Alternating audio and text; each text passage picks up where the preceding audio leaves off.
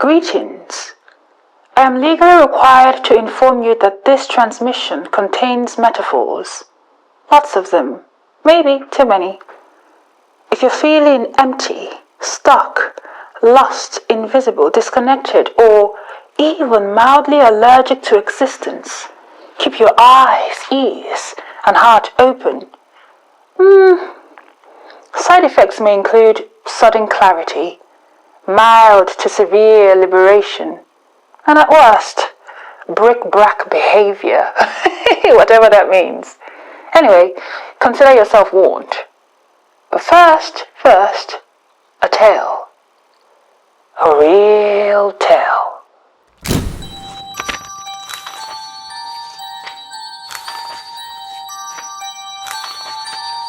In the early pages of The God of Small Things, somebody disappears. Melded into walls, shelves, passing wind. It's the kind of death that leaves no ghosts. Obliteration invisible to the unversed eye. I shuddered as demise fell off the page. Life shriveling with every word I read, my heart disgorged from my mouth like seed splitting earth.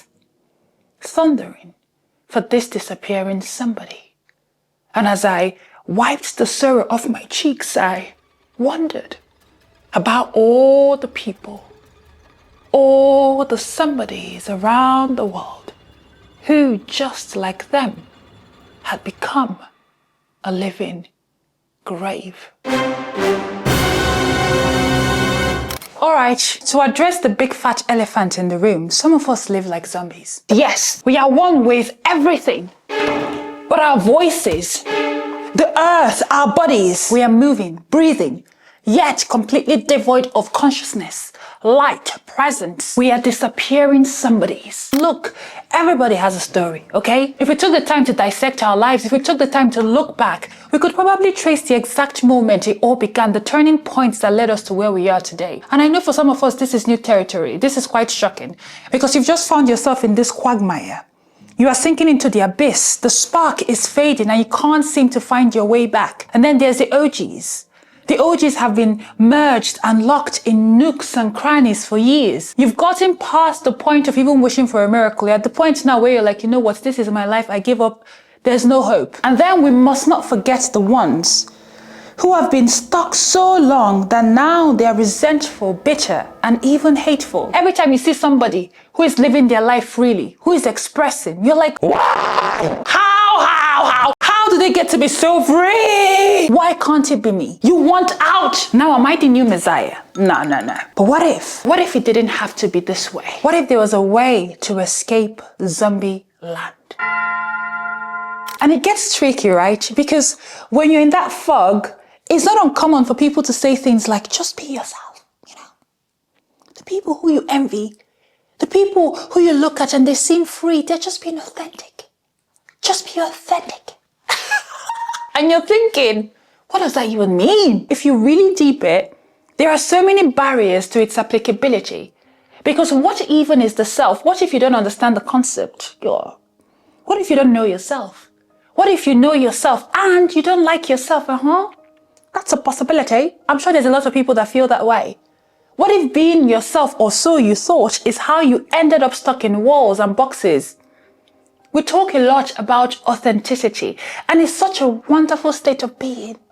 It's enviable, quite frankly. But I think we have definitely overused and overworked it. And I think we get confused because every single person, everybody has different selves. We say, I just wish I could be myself. I wish I could be authentic, you know. What I'm really hearing is this. I wish that I could be a self that is a win for me. That's what we all want, isn't it? In every situation, we want to be freely, fully a self that is on our side. And yes, contrary to popular belief, you can do this with multiple selves. Yeah. It's not practical, honest, or even very human to expect to be the same in every room, every conversation, every interaction. You shouldn't have to be. Why? Because all those situations will call to and require different aspects of who you are. Some rooms might require some or all of them. Your job and your only goal is to make sure that whatever self or selves take the stage, that they are also loyal to you. I tell you, the issue is that a lot of us keep wearing selves and identities that hate us. We keep showing up as people that continue to betray us, and it sucks. It sucks! It sucks because as kids, we were just random people doing random things, reckless and careless in the best of ways. And then life starts happening. The people, the places, the wounds, repetition, society, duty, expectation, and things begin to lose color. Life falls flat, and we become competent yet utterly lifeless earthlings. Okay, that was a bit dramatic. But, as a lifelong fan of living, as a connoisseur of the magic of chaotic whimsy, freedom, freedom! I've come to share some of that bling bling with you. If you want it, you have to embrace the unhinged. Yes, my love, I am telling you that being unhinged might actually save your life. I'll paint you a picture, okay? I'll paint you a picture. Let's say someone falls into a hole. That's scary. Oh yeah, it is, I agree. You fall into the hole. You're in the hole now and you're thinking, okay, someone is going to notice. So you call out, hey, I'm here. Please help, excuse me. You know, that. You're hearing footsteps. People are walking, but no one is stopping.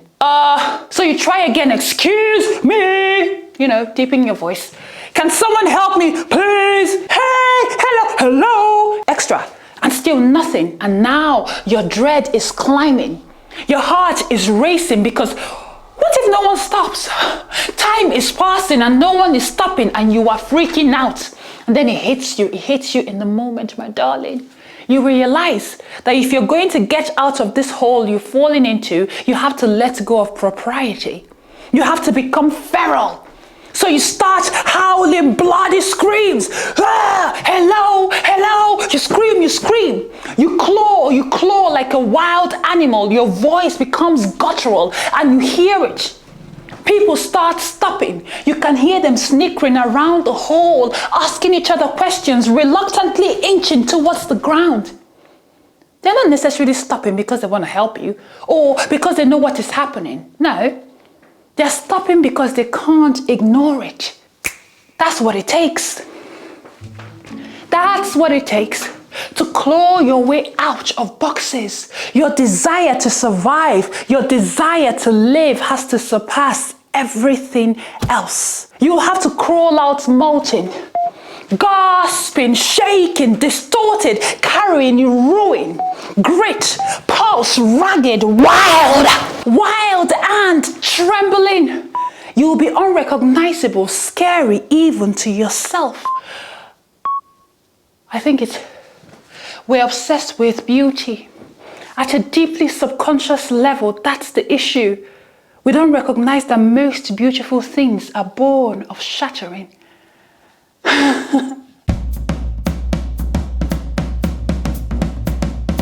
I am well aware that being a member of Earth means that you have to inevitably participate in certain things, whether you like it or not. Hello? I pay rent too, okay?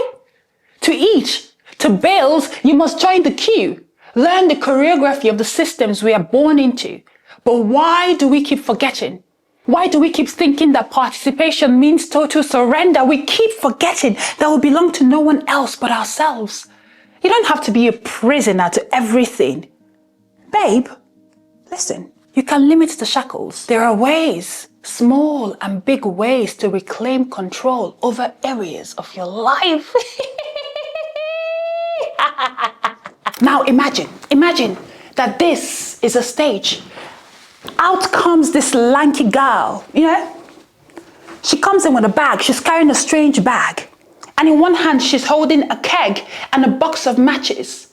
She empties the content of the bag onto the floor and you look and it's bras. And before you can even register what's happening, she pours the content of the keg over it and lights a match and pew, sets it on fire.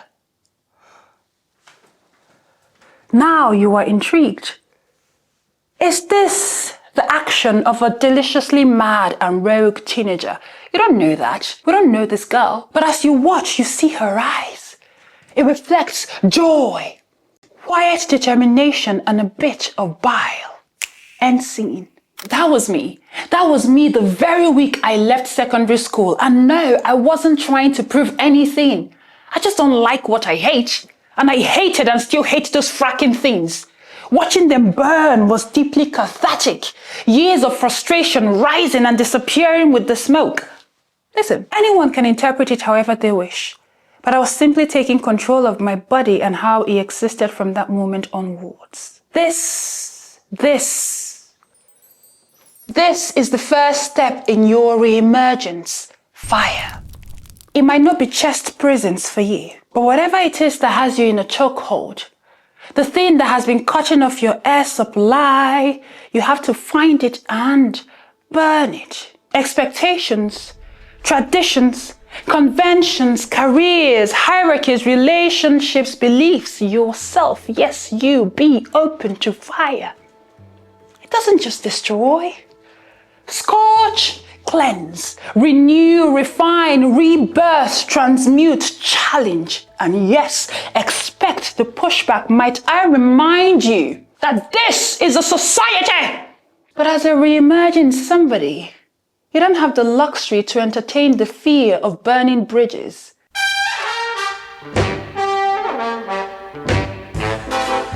I'll tell you, in a healthy space, silence can be golden, mature even. It can be powerful and all the magnetic things. But for a disappearing somebody, that's where souls go to die. To climb out of the days you're in, to step out of the walls you're stuck in, to free yourself from this unconscious living, you have to release your tongue. Smile your rage, kiss your pain, write it, spit it, channel it, overcrowd your body with release, fume your suffering, give it canvas, sing, sing, sing your sorrow, let it pour, drench the world. Don't stop poking, twitching, communicating, expressing. Do not let your soul die. And I know what you might be thinking. And it's a scary thought. Pearl, what if people run amok? What if people become dangerous and harmful to others in the process of this release, Pearl? What if you taking up space affects me? What if your being begs my disappearance? Hey, let me tell you something. Let me tell you something, my darling. Yes, existing fully requires you, us, to inhabit space. But there is a difference between taking up space and taking over space. One is about getting along with yourself, accepting your birthright. You are essentially saying, I belong here too. The other one, taking over space, requires others to cease to exist. You are saying, only I belong. That's a Buddhist point of view, and I want you to think a bit about the state of the world. Take a second with me. Breathe in and think. Do you honestly believe that anyone who needs this, the people who are struggling to believe that the earth is theirs too, that they are trying to erase the rest of us? Girl, really? Really? Or are they just trying to stop erasing themselves? I sincerely doubt there's anything to worry about. You might want to look somewhere else for your problems, okay? Okay? And if you're still thinking, but what if it is too much? What if I am too much? I say this with so much love, okay? Only living people find balance. Scream and claw your way out first. Balance is what happens after chaos has done its job. It is discovered through expression and channeling. You cannot control what you are not familiar with. You have to know your emotions, recognize and wield your voice in order to control it. Now, if the worry is about the unavoidable inconvenience of the art of taking up space, like I'm doing right now, you see me? I'm taking up space, spreading the inconvenience of the art of taking up space. I want to tell you kindly, suck it up, okay? Okay? We're all adults here, or better yet, if you're a witness, take up space too, so that other people taking up space doesn't rub you the wrong way. It's the price we must pay. A world where people can feel, be, exist, twitch, communicate, dance, sing, frolic, dream, flap, speak, cry. That's a world that isn't super convenient. It's the price we pay for freedom. We lay down the comfort of always being understood, always being liked, being normal. Being normal. We accept that stepping on toes might occur occasionally, sometimes a bit more than occasionally. We consent to being cringe and infinitely embarrassing and uncool like me. We lay down certain comforts in exchange for our lives. Hey, I'm telling you that people who are alive are seen and heard. Do you want to escape Zombieland or not? Then let us see you. Let us hear you, and some of us might judge you. We might call you crazy, loony. I'm gonna call you crazy. I'm gonna call you loony. I'm gonna call you crazy. I'm gonna call you crazy. We might call you names, but not the eye of the world. Not the limitless universe which has enough space for you, me, them to spread out without making a dent. There's no reality where suppressed humanity trumps expression. I believe a chunk of the mess we see in our world today is born of suppression. People who carry lies in everything, including their names. And it turns into this deep, dark thing, and we pay in blood. It's a ripple effect. Work becomes toxic. Personal life, venom on the street, joy can't find a home. And it makes so much sense when you are so full to the brim, when you're holding everything in. Where is the joy gonna go? I remember when I was 6 or 7, I was sitting in a doctor's waiting room with my mother, and I was expressing, making conversation, just being a kid. And frustration wore my mother's voice, and she said, "Why can't you ever just sit still? You talk too much, you move too much. Can't you be silent? Can't you be silent?" Luckily enough, even though I'm a deeply sensitive pot of emotions, I was born with a very hard head. Blessed with one. If you bump into me, you might actually die. So I didn't go silent. But I'll be a liar if I tell you that those words didn't lodge themselves in my mind for years to come. Can't you be silent? And as life layered on and experiences compounded, the voices got louder. But here's the funny thing. I realized that no matter what I did, no matter what I did, the pain of disappearing was always bigger and more unbearable than the pain of being witnessed. I picked my poison, and it has kept me alive. And this is how I share my joy. I show up. I scribble. I shake my bum, I shake my booty all the time, everywhere. I sing, I cry, I silly. I laugh, holding my heart in the palm of my hands. I release it all. The thing is this, I refuse to be a willing witness to my erasure. Whenever the shame comes and I feel uncomfortable or judge myself harshly, I think, and I say this out loud, whoever is meeting me today, whoever I'm meeting today, when they leave this place, they will realize that people like me exist. And next time, future time and place, when they meet somebody else who is like me, they're going to have a reference point and they will say, I've seen this before. They'll be like, oh, interesting. Because this is how it is in my head, you know? This is how it sits in my mind. If we keep hiding, how are they gonna know we are here?